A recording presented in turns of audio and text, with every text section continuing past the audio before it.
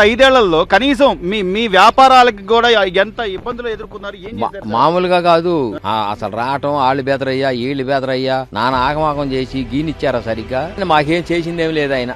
మీ వ్యాపారాలు బాగుపడేలాగా ఏమీ లేదు, సబ్సిడీలు ఇవ్వడం ఏమి ఇచ్చింది ఏమీ లేదండి.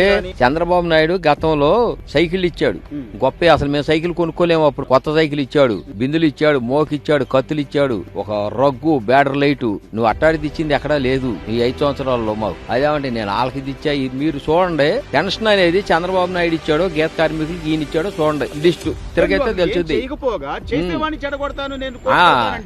అది తప్పు తప్పు సుప్రత్తనం అండి. రెండోది ఏమి లేదు, చంద్రబాబు నాయుడు గారు పెరిగిపోతున్నాడు, ఆయన పెరగకూడదు. ఎంతసేపు అనగా రాజధాని తీసుకెళ్లి అక్కడ పెడతానల్లా.